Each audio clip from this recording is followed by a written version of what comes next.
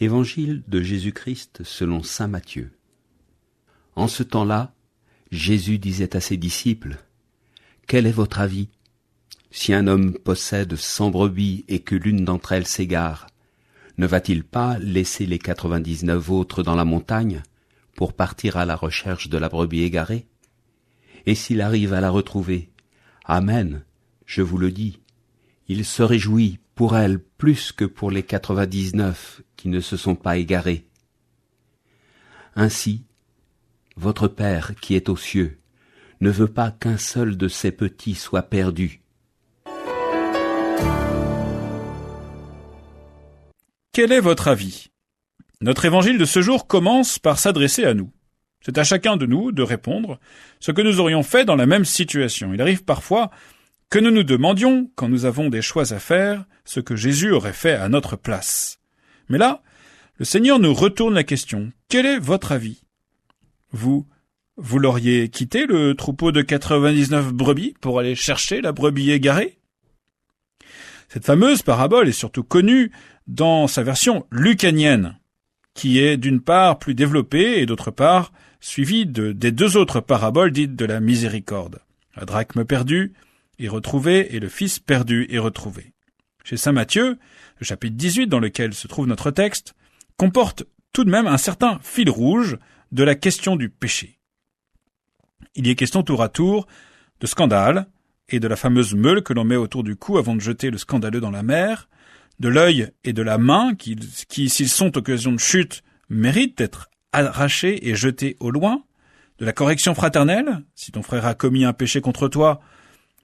Et puis on passe au pardon et à la question de Pierre. Combien de fois pardonner jusqu'à cette fois ? Et nous finissons par la parabole du débiteur impitoyable. Bien sûr, nous ne sommes pas dans le chapitre 15 de saint Luc, mais notre parabole de la brebis perdue et retrouvée se trouve bien dans une thématique de péché, de pardon, de miséricorde et de salut.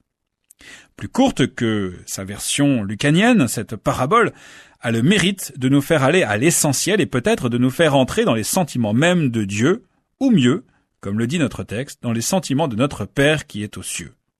Jésus nous demande notre avis. Quel est votre avis ? Mais c'est par cette parabole, il veut nous faire entrer dans la délibération, si je peux parler ainsi, la délibération en Dieu de l'incarnation. Car il s'agit bien de cela.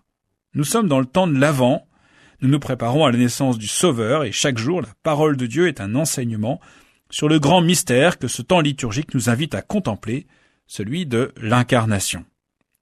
Faisons donc une lecture profonde de cette parabole et osons une interprétation. L'homme qui possède 100 brebis, c'est Dieu. 100, c'est un chiffre qui dit la complétude, la totalité. 100, c'est un chiffre rond, et le rond est un symbole divin. Ce divin berger, il a tout. Et la brebis perdue, c'est l'humanité, qui s'égare à la suite de la chute d'Adam et Ève. La brebis perdue, c'est l'humanité égarée. Et si Jésus nous demande notre avis, c'est qu'un berger dans cette situation pourrait bien hésiter. Va-t-il quitter le plus gros du troupeau pour aller chercher une brebis qu'il n'est pas certain de retrouver d'ailleurs? La parabole nous dit bien s'il la retrouve. Eh bien, ce berger qui quitte ses 99 brebis, c'est le Fils, envoyé du Père, pour guérir et sauver tous les hommes. L'hymne aux Philippiens nous le dit bien. Lui qui était de condition divine n'a pas jugé bon d'être traité à l'égal de Dieu, mais il s'est anéanti. Il a quitté son troupeau, son bien, c'est les richesses de sa divinité.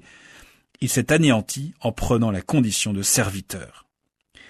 Si le Christ nous demande notre avis, c'est pour que nous puissions entrer véritablement dans les sentiments de notre Père qui est aux cieux. On parle de plus en plus en théologie ces dernières années de la compassion de Dieu. Le Père prend pitié de nous, il voit notre misère, il entend le cri de ses brebis pris dans les ronces des péchés, exposés aux chutes des ravins de la mort, vulnérables aux loups qui rôdent. Le Père nous envoie son Fils. C'est là tout le mystère de l'incarnation que nous contemplons dans notre Avant. Il vient, brebis perdue, il te retrouve, réjouis-toi. L'évangile du jour a été commenté par le père Édouard Roblot, curé de la paroisse Notre-Dame de la Paix